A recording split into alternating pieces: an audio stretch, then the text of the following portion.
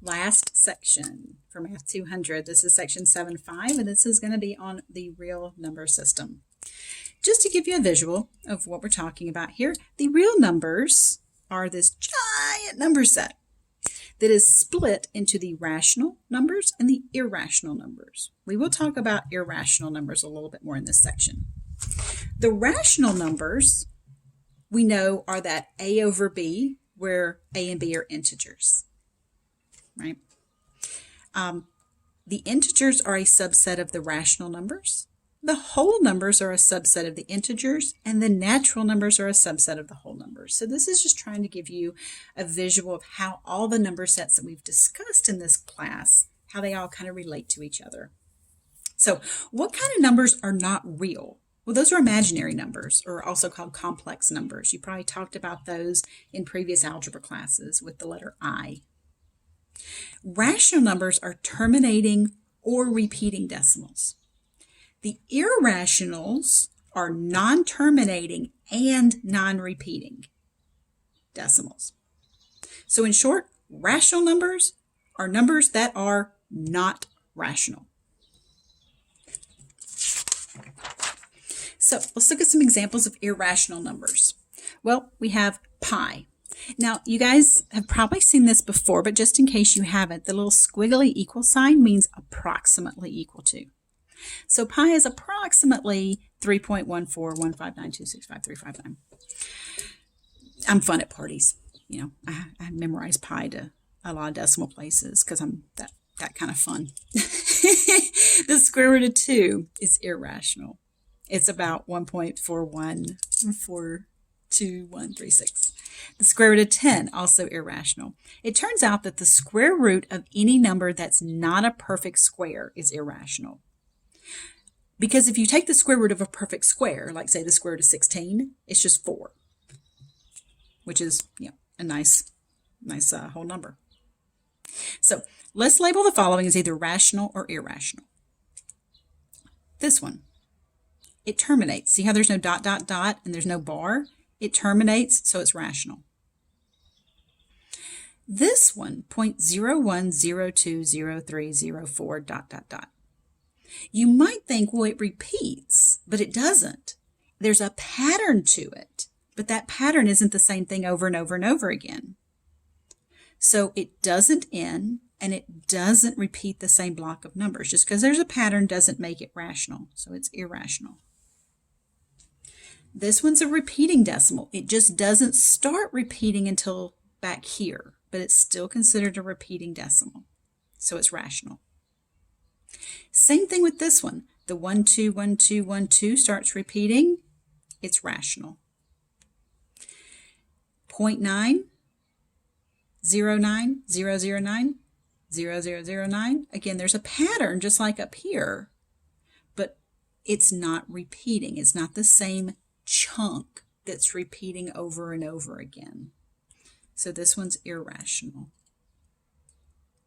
The irrational numbers are not closed for multiplication. If you multiply two irrational numbers, the answer is not always irrational. So that was just kind of worth a quick mention. All right, so let's talk about some square roots. Formal definition here. The square root of a number c is a number b such that b squared is c. So what is the square root of 4? By the above definition, both 2 and negative 2 are square roots of 4 because 2 squared is 4 and negative 2 squared is 4. Now you might be thinking, no, it can't be negative 2. No, by definition, negative 2 is one of the square roots of 4. But this symbol that we use represents what we call the principal or the positive square root. So when you see this symbol, which is what we frequently use, it just means the positive square root. So the square root of 4, we wouldn't say 2 or negative 2. This one just represents the positive square root of 4, which is just 2. What is the square root of negative 4? Well, for this one, there's no real number because there's no real number that when you square it, you're going to get a negative. So we say that the square root of -4 is not defined by real numbers. You might recall from an algebra class that this is an imaginary number. It's 2i, because we define the square root of -1 to be the letter I, the imaginary unit.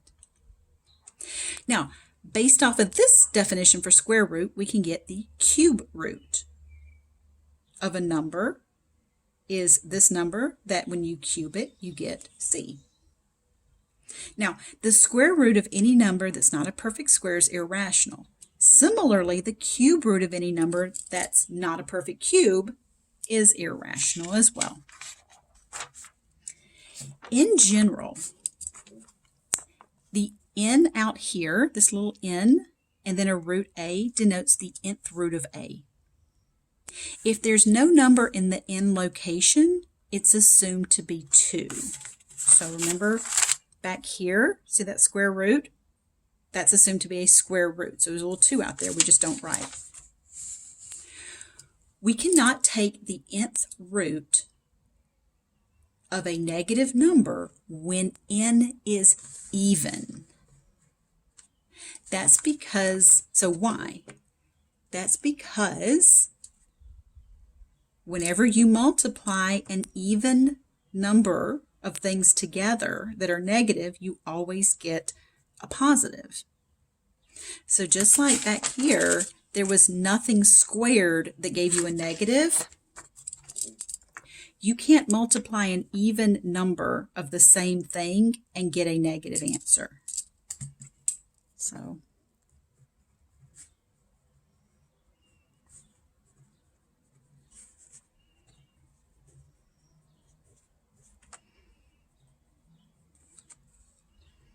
you can't have a negative number to an even power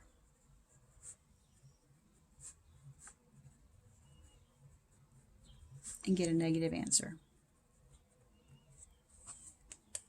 Now, one of the main things that I want to focus on in this section is estimating. We're going to estimate square roots by using something called figure-it numbers. So that's kind of the main takeaway from this section that I want you guys to see. So if you want to estimate the square root of 5 without a calculator, and I don't mean there is an algorithm for finding the square root with division, but we're not going to do that. We're going to take 5 circles, and I want you to make the biggest square possible with those 5. Okay, so the biggest square I can make is a 2 by 2 square using 4 circles. And then I've got one more circle. So you can see I have 5 circles. So focus on the fact that I'm making squares, right? I'm estimating square roots. The pink one is a full 2 by 2 square. So that's why that's 2. So the square root of 5 is about 2. And then the 1/5 comes because there's one circle. And I just finished it out with x's. I finished out the next bigger square. That's 1 out of 1, 2, 3, 4, 5. So that circle is 1/5 of the way to the next full square.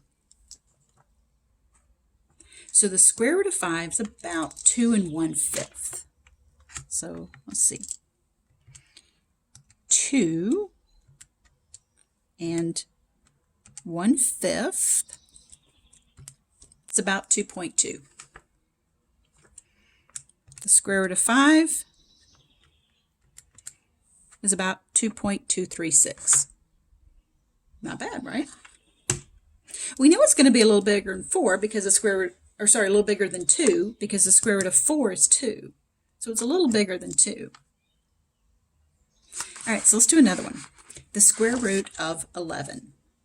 Using 11 circles, let's make the biggest full square we can. The biggest full square we can make is a 3 by 3 square. And that uses 9 of those circles. So here's my full 3 by 3 square. So there's 9 circles, 10, 11.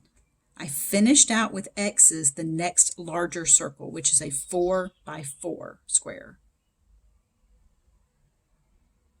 So this is 2 out of 1, 2, 3, 4, 5, 6, 7. So 2 out of 7. So we can approximate or estimate the square root of 11 as 3 2/7. This is a pretty cool thing that you can show kids, especially if you don't want to use a calculator just yet and you want them to have some idea. This is cool because it really emphasizes the shape, square.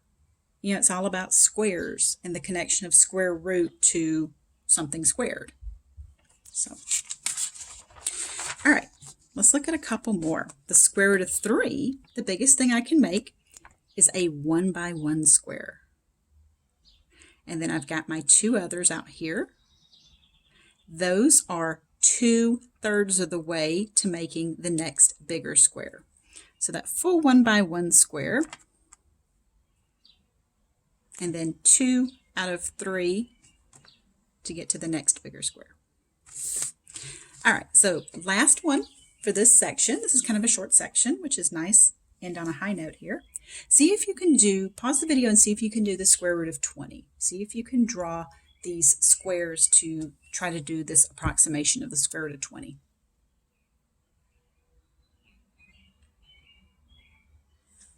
All right, so we're going to need to build the biggest square we can with 20 circles. The biggest square we can get is a 4 by 4 square. That's going to use 16 circles. So we get 4 by 4. So there's my full 4 by 4 square. So that's where that 4 right there is going to come from.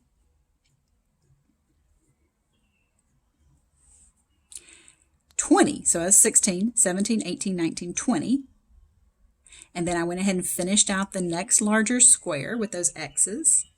So this is 1, 2, 3, 4 out of 4, 5, 6, 7, 8, 9. So it's 4 out of 9. So it's 4/9 of the way to the next larger square. Okay, that concludes section 7.5.